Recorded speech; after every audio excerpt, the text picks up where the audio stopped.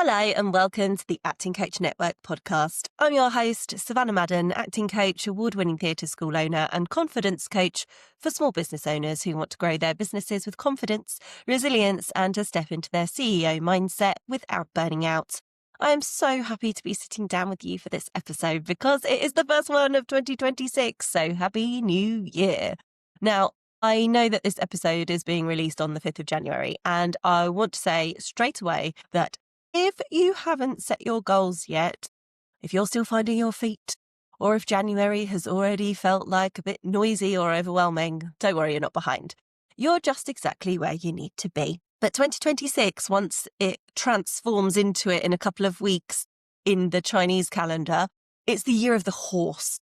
And I'm loving the symbolism that represents at the moment. This is a year of momentum, drive, clarity, confidence, and forward movement. There's a lot of horsepower available for us this year.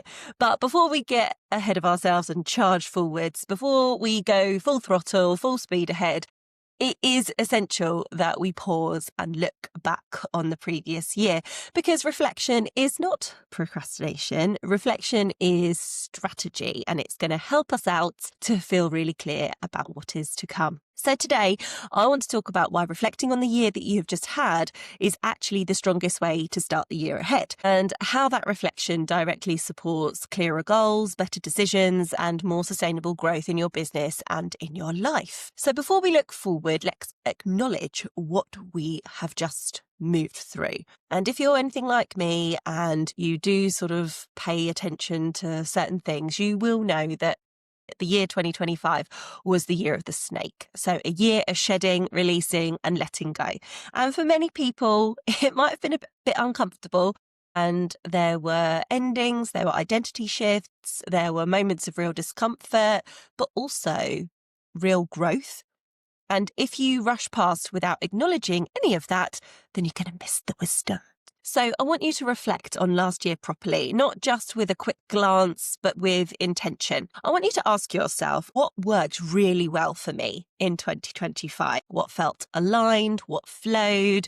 These are like sub sort of questions that you can ask yourself. What created results without costing me my well-being? You could go a bit deeper into looking at why those things really did work. What were you doing to ensure that those things did work? Or what was the result of why you were doing those things? Were you consistent? Did you have absolute clarity? Did you instill really good boundaries? Did you actually trust yourself with what you were doing? And this part is so important because success leaves clues, doesn't it? If something worked well for you last year, I'm sure it probably was not just luck. There was something about the way that you showed up, the choices you made, or the energy that you brought that made it work. And that is what I want you to take with you into 2026. Then think honestly and gently, but really honestly, what didn't work so well? Where did you feel stuck? What drained you? What kept getting pushed to the bottom of the list? What felt heavy or misaligned? And then ask yourself why. And not from a place of judgment, but from a place of learning and growth. Because when you understand why something didn't work, you can make a conscious decision not to repeat it. Reflection gives us clarity. Reflection gives you confidence. And confidence is what allows you to move forward with intention rather than force. This is how you start the year grounded rather than reactive. And once you've reflected, the next step is deciding what you are taking with you into 2026. What habits, systems, beliefs or strategies are you keeping? And what are you definitely leaving behind? What version of you are you choosing to step into this year? And for many of you listening, visibility is going to be a big part of that. 2026 is not the year to hide. It's not the year to sit on ideas, and it is not the year to wait until you feel ready. It is the year for getting visible in a way that feels authentic to you, sharing your voice, your work, your expertise, your message, and whether that's through your content, speaking, networking, or showing up more confidently in the rooms that you're already in. And this is where our goals come in, right? Once you have reflected and clarified what matters, you can set goals that actually make sense for you.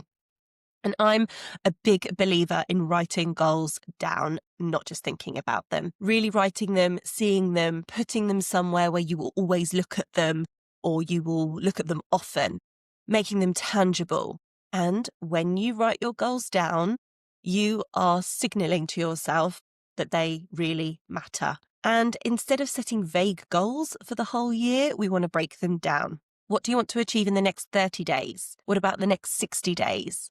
And the next 90 days. This approach makes your goals feel achievable rather than overwhelming, and you can break them down into even smaller chunks if you need to. It gives you focus, direction, and momentum, and after 90 days, you can review, recalibrate, and decide what comes next. Do not underestimate the power of accountability. Tell someone your goals, share them with a friend, a coach, or a peer, your partner, your family. Let someone witness your intention. When someone else knows what you're working towards, you are far more likely to follow through, not because of pressure, but because of commitment. So if you are starting this year feeling unsure, behind, or unsteady, I want you to hear this. The strongest way to move forward is not to rush. It's to reflect. It's to choose intentionally. And it is to move with clarity rather than chaos. And this is how we are going to harness the horsepower of 2026. And I also want to remind you that you are much more likely to achieve your goals if you have written them down. It's a proven fact. So to summarise, reflect on 2025, celebrate the wins, learn from challenges, and identify what you want to carry into 2026. Get visible, share your message, your work, and your brand, and set clear written goals broken down into manageable chunks. And finally, make yourself accountable. Share your goals with someone you trust. And before I finish, I want to share something else with you that feels very aligned with this conversation. I have a free 7-day audio series called Reclaim Your Voice, and each day you'll be sent a short audio designed to help you reconnect with your confidence, your presence, and the way you show up in the world.